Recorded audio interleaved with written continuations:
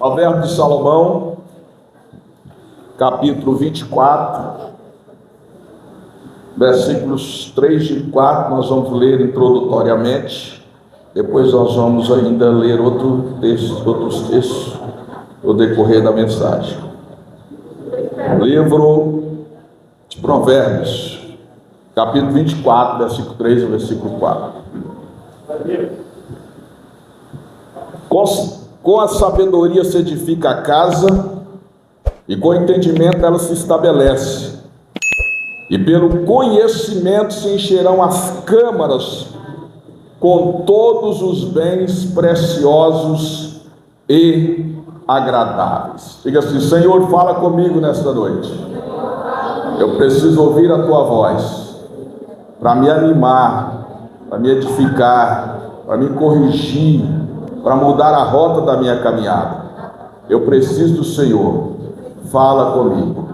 Amém. Eu gostaria que você não conversasse, não usasse o celular, não se dispersasse, prestasse atenção no que Deus tem para falar com você essa noite. Diga comigo assim: em tempos de mudanças, como me manter íntegro? Repetindo, é o tema da mensagem. Em tempos de mudanças, como me manter íntegro? Olha a Deus. Amados, o texto bíblico, ele usa aqui três palavras interessantes. Ele usa a palavra sabedoria. Com a sabedoria se edifica a casa.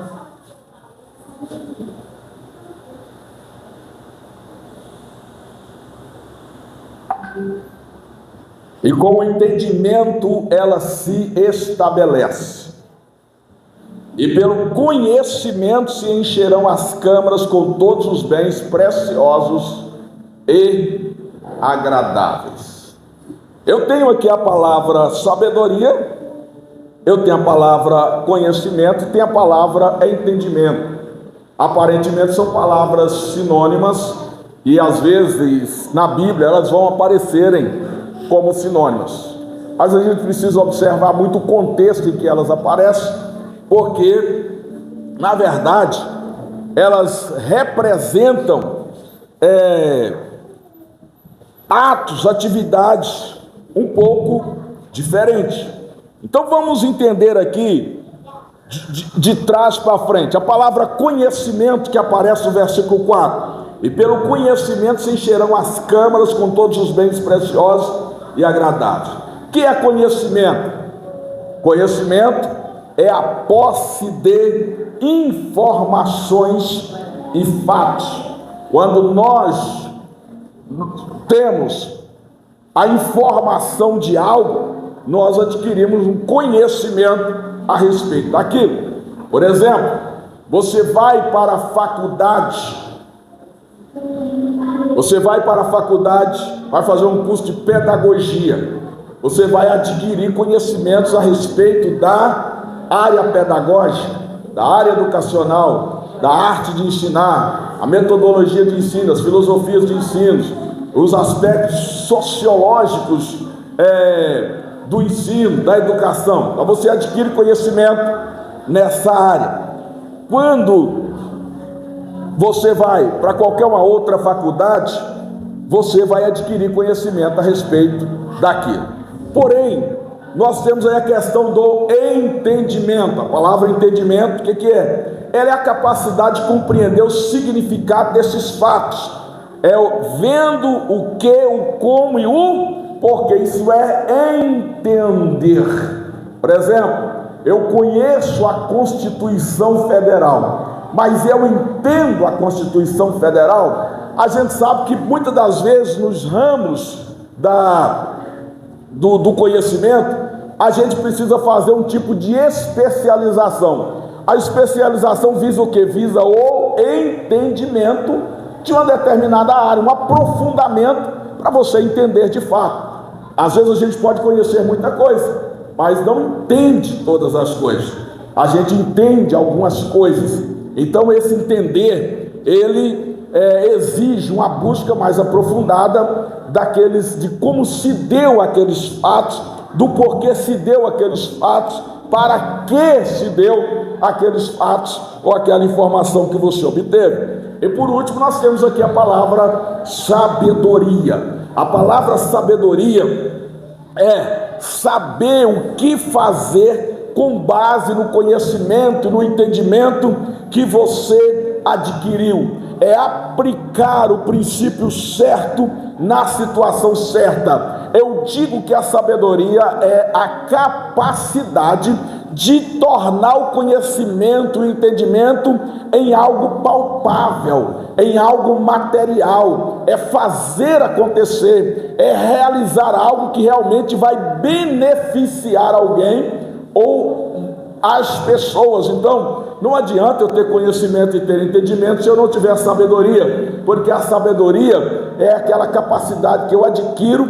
para usar o meu conhecimento, o meu entendimento para o bem, para fazer coisas que vão realmente gerar resultados benéficos, sejam pessoais, sejam familiares, sejam para a sociedade, em qualquer área da vida. Então eu preciso do conhecimento, eu preciso do entendimento e eu preciso da sabedoria. Veja você que muitas das vezes tem gente que não tem tanto conhecimento quanto outros, que até tem doutorado, tem mestrado, tem um conhecimento enorme, mas não sabe o que fazer desse conhecimento, enquanto outros adquirem um pouquinho de conhecimento e conseguem transformar isso em dinheiro, em recursos, em riquezas, em benefícios sociais, em tantas outras coisas, porque teve a sabedoria para fazer acontecer. Quanta gente tem inveja do Lula, né? Às vezes até faz medo de falar do Lula na igreja, mas diga-se de passagem, na área política é um dos caras mais sábios, porque soube aproveitar os momentos, as oportunidades que teve para transformar isso em capital político, e hoje é um cidadão do mundo, presidente do Brasil pela terceira vez, por causa da sabedoria política, para o bem ou para o mal, mas consegue transformar isso. Então nós precisamos entender isso. Sabedoria é a capacidade de realizar, de materializar o conhecimento que você adquiriu. Então eles são termos interdependentes, e na mensagem que o Senhor coloca no meu coração nesta noite, ele invoca essas três coisas: conhecimento, entendimento e sabedoria na edificação, na manutenção e na prosperidade da nossa vida, porque a palavra casa, ela não está diretamente relacionada com quatro paredes, com quartos, com piso, com telhados, mas está relacionada com a nossa vida. Casa significa vida, casa significa maneira de viver, casa significa comportamento, casa significa empreendimento. Então eu preciso prosperar na minha vida. E como eu preciso prosperar na minha vida? Eu preciso prosperar com sabedoria, com conhecimento e com entendimento. Agora, queridos, nós vivemos um tempo de mudança. Essas mudanças, elas provocam alteração no padrão da nossa vida, no padrão da nossa família, no padrão da igreja. Temos muitas mudanças. Temos, por exemplo, os avanços tecnológicos que produzem mudanças na área do transporte, na área da saúde, no acesso à educação, na facilitação das tarefas diárias. Eu pergunto, qual é a irmã que quer voltar a lavar roupa na bacia? Quer vender a máquina de lavar e quer voltar a lavar roupa no tanque, esfregar, passar escovinha? Quem quer voltar lá? Os tempos modernos, né? A industrialização, ela trouxe essa tecnologia, trouxe a máquina de lavar roupa, trouxe a máquina de lavar louça, trouxe o fogão a gás. Ninguém quer pegar mais lenha no mato, acender fogão a lenha para cozinhar. Isso são avanços tecnológicos. Antes, para você fazer um curso, quem sabe você precisava viajar quilômetros e quilômetros para acessar uma faculdade. Hoje você pega o seu smartphone, o seu iPhone, o seu tablet, o seu computador, e você tem um professor falando com você ali ao vivo, ou mesmo um vídeo gravado, e você pode estudar na tranquilidade da sua casa, sem trânsito. Isso é tecnologia, é algo que foi transformado em benefícios para a sociedade. Os avanços tecnológicos, eles têm muitas contribuições positivas para nós. Mas há também, queridos, mudanças que abalam os princípios e trazem prejuízos para a família, trazem prejuízos para a igreja, trazem prejuízos para a nossa vida pessoal, trazem prejuízos para a nossa vida ministerial, trazem prejuízos para o nosso relacionamento. Mudanças de princípios que norteiam as relações humanas, que norteiam as relações familiares, mudanças de princípios que norteiam as nossas relações ministeriais, os nossos valores, os nossos conceitos sociais. Essas mudanças, queridos, com base muitas das vezes na falsa ciência, vem transformando o nosso jeito de ser, o nosso jeito de viver, o nosso jeito de pensar, o nosso jeito de adorar, o nosso jeito de viver aqui nesse mundo. Eu digo que nós temos diante de nós uma sociedade líquida, uma sociedade voluptuária, uma sociedade que muda constantemente. Não há uma forma sólida, não há um pensamento sólido, não há um pensamento único, mas uma liquidez social, religiosa, uma liquidez de valores que está muitas vezes mexendo com a nossa cabeça, mexendo com a cabeça principalmente da nossa juventude, das gerações que estão vindo para nos substituir. Agora, o que eu tenho que pensar? Deus, Ele não é o Deus do caos.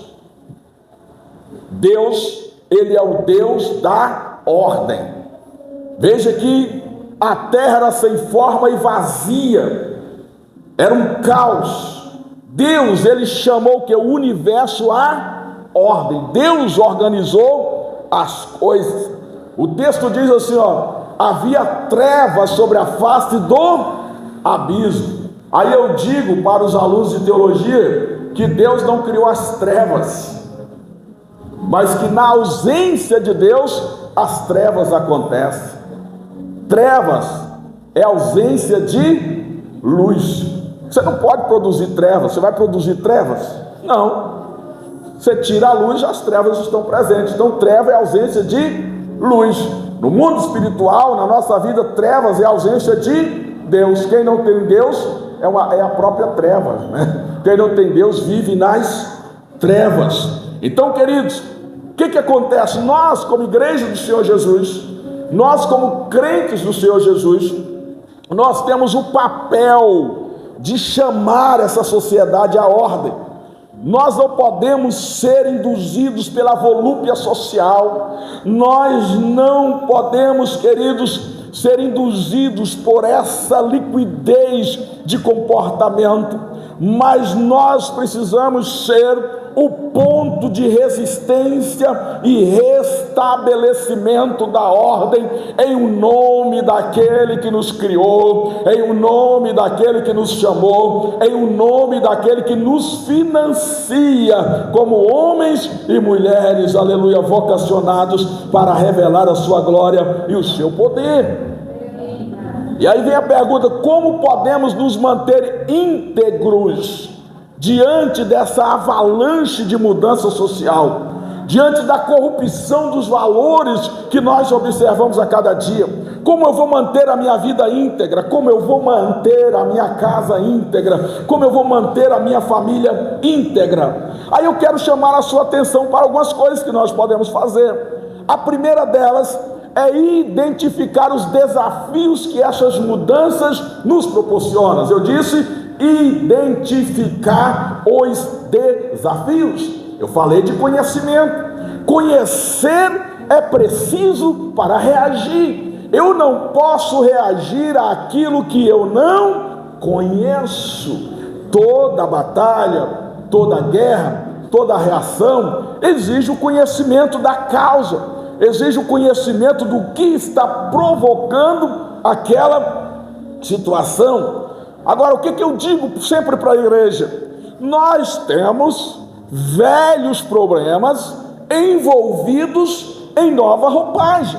Os problemas, eles não são novos, eles são apenas modificados envolvidos em uma nova roupagem. Os problemas, eles são avolumados devido ao crescimento geográfico ou demográfico. A população aumenta, os problemas aumentam proporcionalmente, mas eles não mudam. Nós temos que os problemas familiares, os problemas de violência, os problemas de comportamento, de guerras, os problemas políticos, os problemas com os fenômenos naturais, eles estão presentes aí, queridos, desde que o mundo é mundo, desde que a humanidade foi formada na terra. Se você ler o livro do Gênesis, do Êxodo, do Levítico, do Números, do Deuteronômio, você vai encontrar leis para corrigir problemas, dificuldades, problemas sociais. Você vai encontrar a Bíblia falando de terremotos, de maremotos. Você vai ver a Bíblia falando de guerras, de violência dentro de casa, fora de casa, na sociedade. Você vai ver a Bíblia falando e regulando questões de separação, de divórcio. Então os problemas são tão antigos quanto o diabo, porque desde que o diabo é diabo, ele veio para matar, roubar e destruir, e ele trabalha para desorganizar as coisas, ele trabalha para o caos. Mas Jesus veio para dar vida, e vida com abundância, e a igreja foi estabelecida para reagir a esses problemas, a essas dificuldades. Quais são os problemas? Lá em Eclesiastes 3:15 diz assim: o que é já foi, e o que há de ser também já foi, e Deus pede conta do que passou. Olha, é um ciclo. Se o mundo é redondo, os problemas se movimentam em círculo. O que nós temos que perceber é a roupagem, a forma como eles vêm embrulhados, como eles são nos apresentados. Por exemplo, desestímulo à adoração. Por que as pessoas não querem adorar? Por que as pessoas não querem cantar? Por que as pessoas não querem cultuar? Por que as pessoas não querem servir a Deus? A história do primeiro culto que nós temos fora do Éden é a história do culto de Caim e Abel. E o que acontece com o culto de Caim e Abel? Nós temos um culto falso e temos um culto verdadeiro. E o que acontece? O culto falso mata o culto verdadeiro. Então é muito fácil participar de um culto falso, mas é difícil participar de um culto verdadeiro. O culto falso é um culto que não exige renúncia pessoal. O culto falso é um culto que não exige, queridos, muitas das vezes uma condição de santificação preparada. Mas o culto verdadeiro tem sangue, é feio, não é? O culto verdadeiro tem uma ovelhinha berrando e gritando no altar. O culto verdadeiro tem fogo, tem lenha queimando, tem um sacerdote mantendo aquele fogo aceso. Então, se você olhar o culto verdadeiro, ele não tem aparência, porque quem tem que aparecer no culto verdadeiro é aquele que vai ser cultuado, e não aquele que cultua. E aí, queridos, o falso sacerdote, ele mata o verdadeiro sacerdote. O primeiro assassinato no mundo foi o assassinato de um pastor. Não foi só um assassinato de uma pessoa comum. Quem morreu primeiro? Foi um pastor, foi um sacerdote, alguém que tinha concebido a verdadeira adoração. E você sabe quanto tempo passou para resolver isso? Foi muito tempo. A Bíblia vai dizer que lá depois que nasce Sete, e depois de Sete, depois de muitos anos, nasce Enos. E aí em Enos se começa de novo a invocar o nome do Senhor, se começa a prestar culto ao Senhor. Olhe para mim, todo ódio social, político, queridos, não é contra pessoas, mas é contra a adoração a Deus.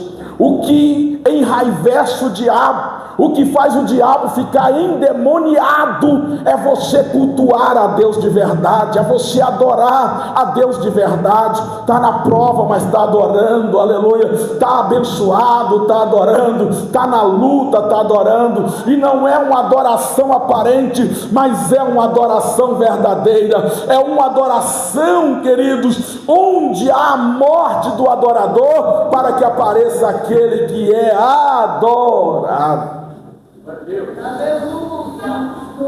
E por que eu digo isso? Porque lá no Éden, quando Adão pecou, Deus precisou substituir Adão com um cordeiro, sim ou não? Deus substituiu Adão com um cordeiro, houve morte, para possibilitar que Adão e Eva continuassem adorando. Então agora, quando Abel vem adorar, ele tem uma condição que ele não pode se apresentar diante de Deus e viver. O que acontece? Um cordeiro tem que morrer, para que a adoração seja aceita, aleluia. E ele então faz a coisa certa, o cordeiro morre, aleluia. Quando, queridos, eu desapareço, Deus aparece em mim. E sabe por que hoje eu não preciso morrer para adorar? Porque o cordeiro que tira o pecado do mundo já deu a vida por nós, e por ele nós estamos hoje aqui, já atravessamos o véu e entramos na presença dele, aleluia. Então o trabalho do diabo é tirar o trono de Deus de dentro de nós, de dentro da nossa casa. É ele próprio querer se estabelecer como um ser a ser adorado, seja pelo materialismo, seja pelo orgulho, seja pela vaidade, seja pela indiferença. Mas o diabo está sempre procurando ocupar o lugar de Deus. E aí nós temos degradação dos valores, nós temos culto à desonestidade, nós temos incentivo ao fake, ao que é falso, nós temos falta de sinceridade, nós temos revolta contra os princípios e deturpação da ciência. Por exemplo, nós vamos ouvir aí e ver as pessoas ensinando: tem muitos gêneros, tem mais de 70 gêneros. A ciência, a biologia diz: olha, existe apenas 2 gêneros, masculino e feminino. Homens têm cromossomos X e Y, mulher tem cromossomos X e X. Quando os cromossomos se juntam, se o homem liberou X, a mulher só pode liberar X, vai nascer uma menina. Se o homem liberou Y, a mulher libera X, vai nascer um menino. Mas o diabo inventou uma falsa ciência, dizendo: não, tem muitos gêneros por aí. E aí as pessoas vão colocando isso nos livros de ciência, nos livros da escola, na mente e na boca dos professores, para propagarem essas coisas aí. É filosofia de maluco. E a igreja está aqui, aleluia, para ensinar o que é verdadeiro, aleluia. Nós temos, queridos, esses desafios, nós temos essa crise, e nós precisamos identificar isso como crise, como desafio. Nós não podemos normalizar o que Deus não normalizou. Nós não podemos aceitar o que Deus não aceitou. Nós não podemos aceitar a desordem, o caos, mas nós podemos reagir em nome do Senhor para estabelecer a ordem e nos manter como uma sociedade íntegra, como uma igreja íntegra, como uma mulher íntegra, como homem íntegro diante daquele que nos criou e que nos sustenta. Só quem está me entendendo, diga glória a Deus. Aleluia. A segunda coisa que eu preciso fazer é ter posicionamento. Aí tem um texto que eu quero que vocês acompanhem comigo a partir de agora. Juízes capítulo 4. Juízes capítulo 4, versículo 4 e 5. O texto diz assim: e Débora, mulher profetiza, mulher de Lapidote, julgava Israel naquele tempo. Ela sentava-se debaixo das palmeiras de Débora, entre Ramá e Betel, nas montanhas de Efraim, e os filhos de Israel subiam a ela a juízo. O que me chama a atenção? Era um momento de crise, era um momento de crise social. O versículo chave de Juízes vai dizer que o povo não tinha rei, e cada um fazia o que dava na cabeça, cada um seguia a sua própria vida. Não havia um direcionamento, e não havendo um direcionamento, que aqui diz o texto: Débora, mulher profetiza, mulher de Lapidote, ou seja, ela tinha uma identidade espiritual. O profeta, a profetisa, era alguém que ouvia de Deus e falava ao povo. Os ouvidos de Débora eram ouvidos sensíveis à voz de Deus. Mas ela também era uma mulher casada, ela tinha um marido. Lapidote era o marido. Mas o que acontece aqui, queridos? Não é Lapidote que toma posição e que vai julgar Israel, mas é Débora, que vai se levantar e vai se posicionar e vai orientar para que aquilo que seja correto seja estabelecido. Posicionamento. Débora tem posicionamento. Julgar é o quê? É estabelecer padrões e limites entre o certo e o errado. Julgar é dizer, queridos, o que é certo. Nós não podemos aceitar essa paranoia de que tudo é relativo, de que cada um faz o que acha que deve fazer. Nós devemos colocar ordem primeiramente na nossa vida, ordem na nossa casa, para que a sociedade seja ordenada. A sociedade é um reflexo da minha casa, porque a casa é a célula máter da sociedade. Os comportamentos da casa se multiplicam e se espalham pela sociedade.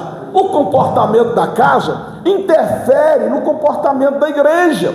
Como eu ensino, como eu oriento, como eu determino os limites, influencia em como a igreja vai se comportar, o que nós vamos pensar, pais e filhos, e como nós vamos comportar diante da casa do Senhor. E o que esse texto me faz pensar? O que esse texto me faz, queridos, entender que Deus jamais concordou com a falta de limite, que Deus jamais concordou com essa ideia de que cada um faz o que dá na cabeça, mas Deus estabeleceu normas, Deus estabeleceu regras, e Deus estabeleceu cabeças aqui na terra, homens e mulheres, para ensinar o que é certo e o que é errado. Para quê? Para o bem da sociedade, porque a quem interessa o caos interessa a Satanás, mas a Deus interessa a ordem, porque pela ordem vem a bênção do Senhor sobre a nossa vida. Quem julga, julga conforme a ordem estabelecida, julga conforme a norma estabelecida. Como Débora julgava pela lei de Moisés, Débora julgava, queridos, pela Torá, pelas escrituras sagradas. Como é que eu devo orientar a minha casa? Como é que, como pastor, eu devo orientar a igreja? Eu devo orientar a minha casa pelos valores que a Bíblia ensina. Eu devo orientar a igreja de acordo com a doutrina, não minha, não que eu penso, não que eu aprendi do meu pai ou da minha mãe simplesmente, mas pelas escrituras sagradas, pela palavra de Deus, pela palavra do Senhor. Essa é a nossa regra de fé e conduta, e é por ela que nós, aleluia, nos comportamos, nós vivemos, nós andamos. A Bíblia, ela é mais atual do que o Jornal da Manhã. Nós corremos um sério risco na igreja, porque como os crentes vão abandonando a leitura da Bíblia, o conhecimento da Bíblia, e vão cada vez mais priorizando as emoções ao invés da razão, porque é legal você ir num culto onde as suas emoções são mexidas, não é? Você sai, você mexe com a emoção, é bacana demais, uma música bacana, um som de guitarra bacana, um cara que tocou bacana, um saxofone ali, mexendo, fazendo cócega na sua alma, não é assim? E você sai dali empolgado, nossa, que música bacana, que música legal, mas aí a sua consciência fica adormecida, você não é confrontado, a sua razão não aparece, e nós somos seres tricotômicos, espírito, alma e corpo. Nós temos mente, nós temos razão, para que nós consigamos viver uma vida íntegra, nós precisamos ser despertados na nossa razão. A palavra de Deus precisa tocar a sua mente antes de tocar o seu coração, porque quando a palavra de Deus toca a sua mente, ela desperta o seu julgamento, ela desperta a sua forma de pensar, ela confronta você, e se você é uma pessoa sábia, inteligente, ela te traz ao arrependimento, ao conserto, à mudança de vida, e você passa a ser uma pessoa melhor, uma pessoa vitoriosa, para a glória do nome do Senhor Jesus. Aleluia, glória a Deus, bendito seja o nome do Senhor Jesus. Oh, aleluia. Então é preciso ter, querido, uma regra, uma conduta, e a palavra de Deus é a nossa regra, a palavra de Deus é a nossa conduta. O que eu quero te dizer? Débora, ela é um tipo da igreja.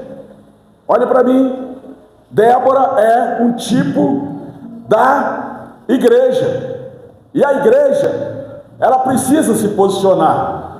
A igreja, ela precisa se despertar. A igreja, ela precisa reagir. A igreja, ela precisa tomar posição diante das crises, dos desafios que nos são colocados, queridos. Nós precisamos reagir, nós precisamos posicionar. A cabeça precisa mudar. A cabeça precisa ser ativada. Tudo que Satanás está fazendo, querido, é querendo tirar a mente das pessoas. Nunca se viu consumir tanto gadernal, nunca se viu consumir tanto Rivotril, nunca se viu consumir tanta tarja preta. Até na igreja é tanta gente igual zumbi. Porque quando você perde a sua capacidade de raciocinar, acabou, queridos. E Deus não criou zumbis. Deus criou homens e mulheres para fazer a diferença nesse tempo. Aleluia. E Deus está contando com a igreja que se posicione. E não é se posicionar aqui no microfone, é posicionar a partir de dentro da nossa casa. Primeiro com você, com a sua vida, depois com o seu esposo, com a sua esposa, com o seu filho, com a sua filha, dentro do seu lar, porque a igreja nasce lá, a igreja começa lá, a sociedade começa lá, tudo começa lá, e os problemas sociais também começam primeiramente dentro da nossa casa. Eu falo da terceira coisa que nós temos que fazer. Primeiro, identificar os desafios. Segundo, nós temos que nos posicionar. Terceiro, precisamos exercer liderança. Liderança. E nós temos que exercer liderança dentro e fora de casa. Porque sem liderança há corrupção. Sem liderança falta direção. Sem liderança falta objetivo. Sem liderança falta propósito. É por isso que Deus sempre chamou alguém para liderar. E em cada casa precisa ter um líder. E antes de liderar outros, você precisa ser líder da sua própria vida. Porque quem não lidera a sua própria vida, como vai liderar outras pessoas? É gente que às vezes não consegue liderar a sua própria vida. Olha o que diz Provérbios capítulo 11, versículo 14. Quando não há sábia direção, o povo cai, mas na multidão de conselheiros há segurança. Se não houver sábia liderança, o povo cai, mas a multidão de conselhos há segurança. A sociedade que eu quero é a sociedade que eu tenho que começar a produzir. A sociedade que eu quero é a sociedade que eu tenho que começar a construir. E como eu consigo construir essa sociedade? A partir da adoção de um comportamento pautado por valores que estão cravados nas escrituras sagradas. A Bíblia, ela é a palavra de Deus. E os valores que estão aqui, eles são plenamente suficientes para transformar, para mudar toda a nossa realidade, se crermos, obedecermos, praticarmos esses valores. A Bíblia diz aqui, em Efésios capítulo 5, versículo 23, porque o marido é a cabeça da mulher, como também Cristo é a cabeça da igreja, sendo ele próprio o salvador do corpo. O que esse texto está falando? Não apenas de uma liderança distante, mas de uma liderança integrada àquele processo. A cabeça, não é o cabeça, porque muita gente lê errado. O marido é o cabeça da mulher. Quando você pensa que é o cabeça, é alguém que está de fora, mandando, comandando. Mas quando você fala de a cabeça, aí você está falando do comando propriamente de que é comandar juntos. A cabeça, ela não está fora do corpo, ela está no corpo. A sua cabeça, ela não vai mandar o seu dedo, o seu pé pisar numa brasa. Você pode até pisar por rebeldia, mas o seu cérebro vai te avisar, vai queimar, vai doer. A cabeça não vai mandar, queridos, você pular de despenhadeira, a não ser que ela esteja maluca, como eu disse aqui, tomando gadernal, Rivotril, outra coisa, deprimida, doente, desejo de suicídio, depressão, acontece por aí, porque a cabeça está dominada por outras vozes, por outros comandos. O juízo, a razão dessa pessoa não está funcionando normalmente.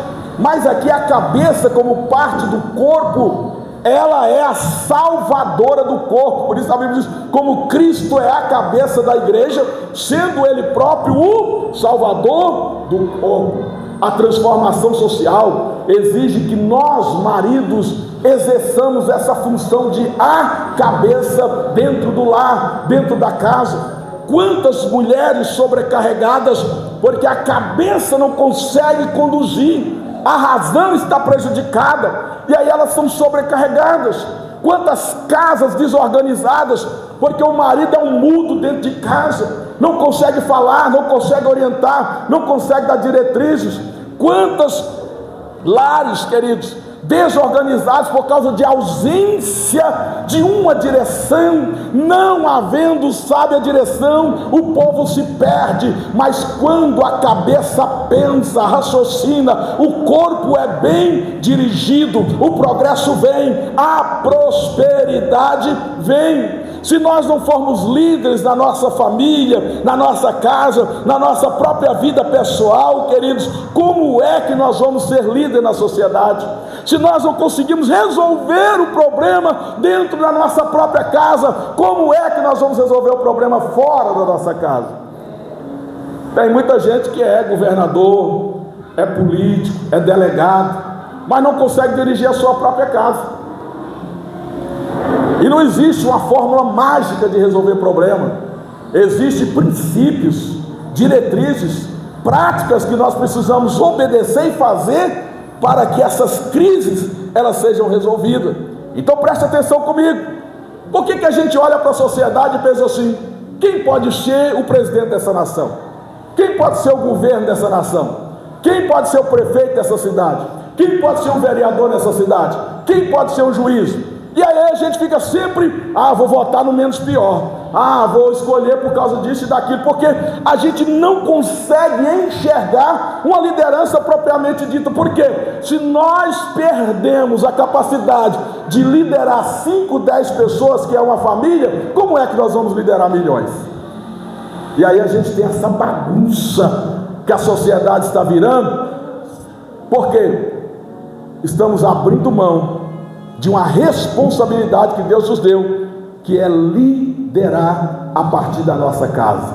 A gente lidera a própria vida, a gente lidera a casa, a gente estabelece diretrizes, queridos, e aí nós conseguimos transformar a sociedade a partir da nossa casa. Escolas, muitas das vezes um caos, as ruas um caos, o trânsito um caos, por causa da falta de educação das pessoas. Isso é educação, não é dada em casa.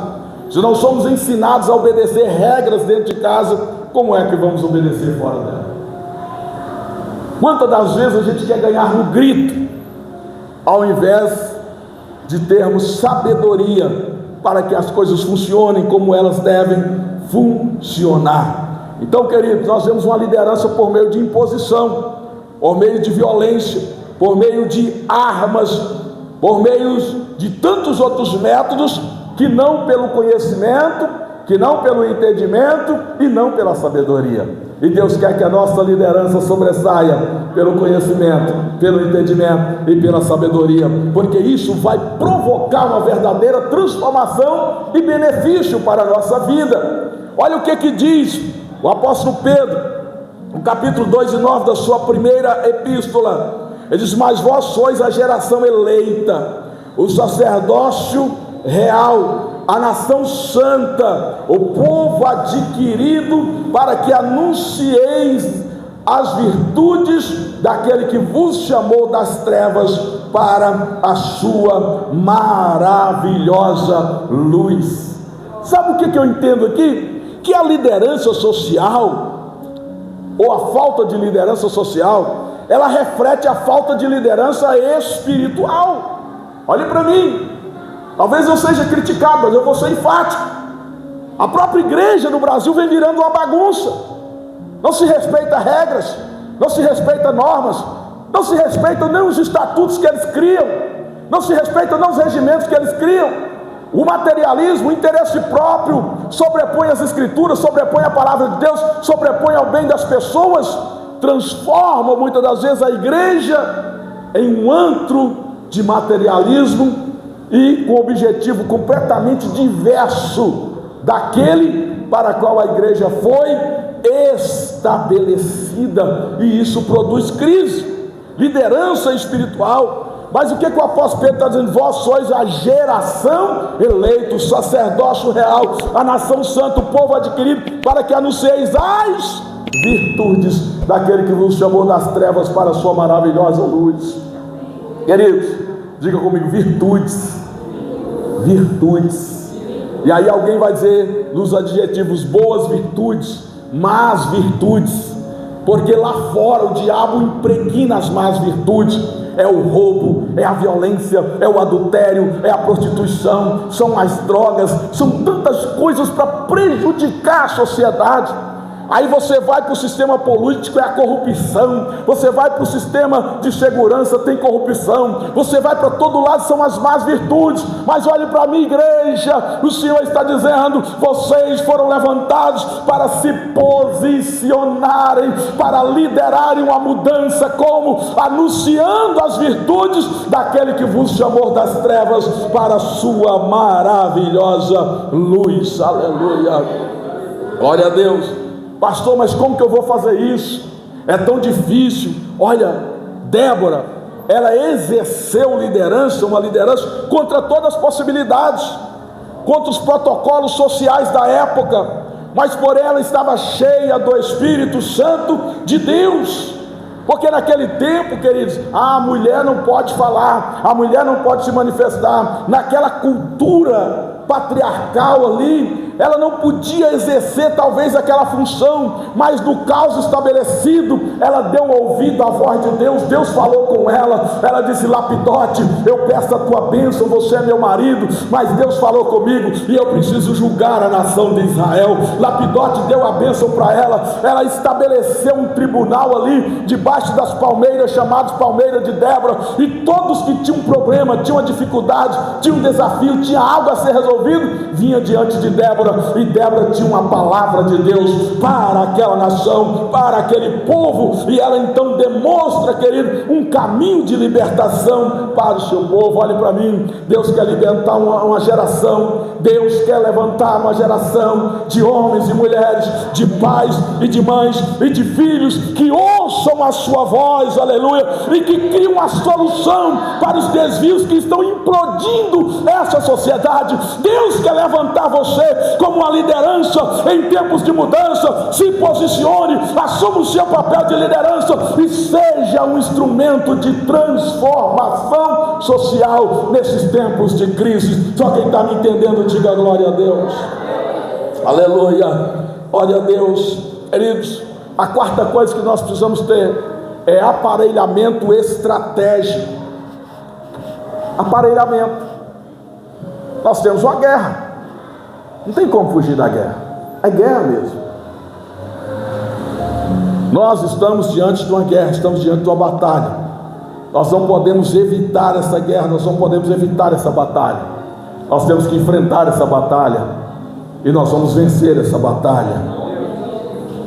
O texto aqui de Juízes 4, versículo 6 diz: e mandou chamar a Baraque, filho de Abinoão, de Quedes de Naftali, e disse-lhe: porventura o Senhor Deus de Israel não deu ordem, dizendo: vai e atrai gente ao monte Tabor, e toma contigo 10.000 homens dos filhos de Naftali e dos filhos de Zebulon, e atrairei a ti para o ribeiro de Quizon a Cícera, capitão do exército de Jabim, com os seus carros e com a sua multidão, e o darei na tua mão. Glória a Deus. Débora, ela dá um comando, ela sabe que tem uma guerra, e ela vai chamar aqui, queridos, Baraque, que é o comandante do exército, e vai dar uma ordem para ele: o que fazer, como fazer, com quem fazer e onde fazer. Agora eu quero que você entenda que nós não podemos lutar apenas no campo material. A batalha material, ela é vencida primeiramente no campo espiritual. É por isso que a palavra do Senhor vai nos orientar lá em Efésios capítulo 6, 11. revesti-vos de toda a armadura de Deus, para que possais estar firmes contra as astutas ciladas do diabo, porque não temos que lutar contra carne e sangue, mas sim contra os principados, contra as potestades, contra os príncipes espirituais da maldade, ou contra as hostes espirituais da maldade nos lugares celestiais. Portanto, tomai toda a armadura de Deus, para que possais resistir no dia mau, havendo feito tudo, ficar firmes.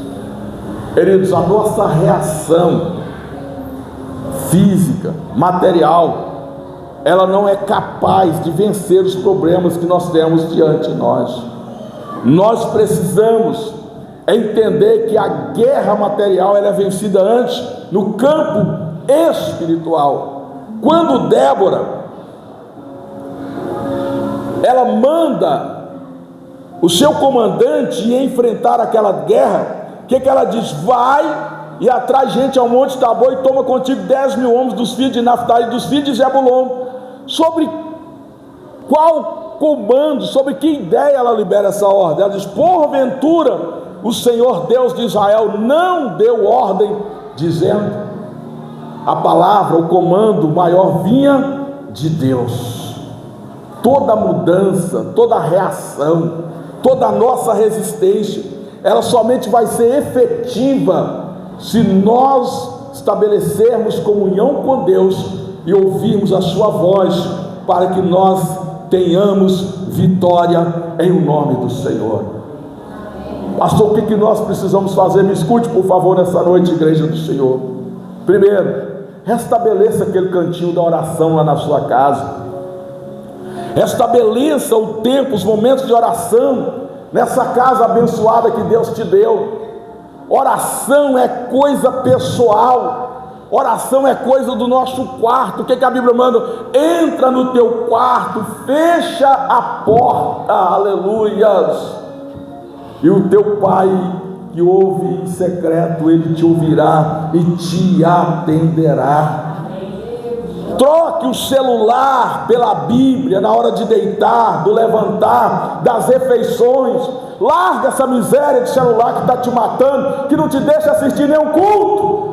Isso é morte para você, morte espiritual. O diabo está te matando por esse aparelho. Não consegue ouvir a palavra de Deus, não consegue ouvir a voz de Deus, não consegue estudar, não consegue pensar, não consegue crescer. Ressuscita, pelo amor de Deus, para que Deus fale com você. Abra a Bíblia, compre uma Bíblia, leia a palavra do Senhor, ouça a voz de Deus. Deus vai falar com você através da palavra do Senhor. Quando nós nos dedicamos muito ao celular, às redes sociais, nosso cérebro vai sendo viciado como um fumador de crack, que precisa liberar dopamina a cada 5 minutos. E aí você fica: ai meu Deus, se eu não abrir eu vou morrer, se eu não abrir eu vou morrer. E aí você tem que ver vídeo, cores, luzes, som, e você já não consegue mais focar no trabalho. Um trabalhador que trabalha com o celular do lado aqui, ele fica, a produtividade dele cai, abaixa, e muitas das vezes está matando a nossa espiritualidade, porque nós não conseguimos reagir, queridos, a essa tecnologia que é excelente, mas quando a sua cabeça está funcionando para dominá-la e não deixar ela te dominar, se você passa a ser dominado por ela, ela te mata. Pastor, termina essa mensagem agora, está ruim demais. Já vou terminar, te aguenta mais um pouquinho aí. Te alimenta, meu querido, das promessas de Deus, ao invés de te alimentar dos telejornais, das fake news da internet, das mídias, da televisão. Te alimenta de Deus, te alimenta da palavra do Senhor. Deixa eu dizer uma coisa para você: Deus tem ordenado a tua vitória, Deus tem ordenado a minha vitória. Deus não te criou para perder, Deus não te criou para sofrer, Deus não te criou para ser cavalo do diabo, Deus não te criou para ser, querido, essa pessoa derrotada. Deus te criou para ser vitorioso. Ele tem ordenado a tua vitória. Use o teu conhecimento para eliminar as ameaças, aleluia. Glória a Deus. Fica de pé comigo para me ajudar a terminar aqui. Aleluia. Use o teu conhecimento para eliminar as ameaças. Tem uma parte aqui nesse texto muito interessante, que o comandante da batalha dos inimigos de Israel, dos cananeus, Sísera, ele fugiu a pé, e ele se abrigou na tenda de Jael, que era a mulher de Heber, e eles tinham estabelecido uma certa paz ali com essa família. O Jabim, que era o rei, e Sísera tinha uma certa paz com essa família. Então, quando Sísera chega na casa de Jael, ele diz: olha, eu estou cansado, preciso me esconder aqui. E Sísera diz: tá bom, esconde, deita aí na cama. E fez ali, queridos, um leite. Ele pediu água, mas ela fez um leite quente. Quando ela fez um leite quente para ele, ele tomou e apagou. E Jael era mulher de Deus, e ela sabia da ordem que tinha sido dada nessa guerra. O que Jael fez? Jael era especialista em preparar estaca para fazer tendas. Jael não tinha espada, Jael não sabia mexer com funda, com lança, com qualquer coisa, ela só sabia fazer estaca. Jael usou o seu conhecimento, pegou uma estaca e cravou na cabeça do seu inimigo, e assim o seu inimigo foi destruído, foi derrotado, porque ela usou o seu conhecimento para destruir o seu inimigo. Diga comigo: eu preciso usar o meu conhecimento nas batalhas da minha vida. Tem batalha, diga comigo: tem batalha que eu não vou vencer pela força do meu braço, mas pelo poder da minha mente. Bata na tua mente assim: volta a pensar, cabeça, volta a raciocinar, cabeça, para de consumir lixo, cabeça, e deixa Deus agir na tua mente. Não vos conformeis com este século, mas transformai-vos pela renovação do vosso entendimento. Deus quer renovar a tua mente, Deus quer renovar o teu entendimento, aleluia. A vitória está determinada sobre a tua vida. A palavra do Senhor diz: eu edificarei a minha igreja, e as portas do inferno não prevalecerão contra ela. Mateus 16:18. Você é a igreja, você nasceu para vencer, você vai reagir, e Deus vai te dar vitória. Não há inimigo que possa surpreender Deus e vencer quem Ele determinou que seja vitorioso. Lá em Romanos 8:31, Paulo grita: se Deus é por nós, quem será contra nós? Se Deus é por nós, quem será contra nós? Se Deus é por você, quem será contra você? Se Deus é pela tua casa, ninguém será contra a tua casa. Se Deus é pelo teu trabalho, ninguém será contra o teu trabalho. Deus é por você, Deus é por você, Deus é por você, Deus é por você. Escute a voz de Deus nesta noite, aleluia, e vença as tuas guerras em nome de Jesus. E eu termino essa palavra nessa noite com uma quinta coisa que você deve guardar: seja sensível à voz de Deus. Seja sensível à voz de Deus. Tem muitas vozes por aí, mas você precisa selecionar. Quando Elias estava na caverna, na crise, passou um fogo, Deus não estava no fogo. Passou um terremoto, Deus não estava no terremoto. Passou um vento, Deus não estava no vento. Deus já falou no meio do fogo? Já. Falou com Moisés? Deus já falou no terremoto? Já. Deus já falou no vento? Já. Mas ele sabia discernir a voz de Deus. Não é o vento, o terremoto, qualquer fogo, qualquer som, qualquer movimento que é a voz de Deus. Tem muita gente perdida porque acha que qualquer movimento é a voz de Deus, qualquer barulho é a voz de Deus. Mas aí Elias diz: depois veio uma brisa suave. E a brisa também não era a voz de Deus, mas no meio daquela brisa a voz de Deus soa e diz: que fazes aqui, Elias? Procure identificar a voz do teu Deus, tenha mais intimidade com o teu Deus. Aleluia. Quando Débora dá a ordem, ela diz: o Senhor já disse, o Senhor já falou, o Senhor já mandou. E quando Deus fala, está falado. Quando Deus dá ordem, está dado. Quando Deus determina a vitória, meu querido, está determinado. Aleluia. Eu gosto de ler as 7 cartas lá no Apocalipse, porque todas as cartas terminam: quem tem ouvidos, ouça o que o Espírito diz às igrejas. Nós precisamos ouvir a voz de Deus esse tempo. Em tempos de mudança, para nos manter íntegros, fiéis ao Senhor, nós precisamos ouvir a voz de Deus. Aleluia. Deus quer usar você nesse tempo. Quem quer ser vitorioso, quem quer que Deus o use, quem quer manter a sua integridade nesse tempo de mudança, levante a sua mão e comece a adorar. Aleluia. Tem alguém que pode cantar um louvor aqui para nós, grupo de louvor?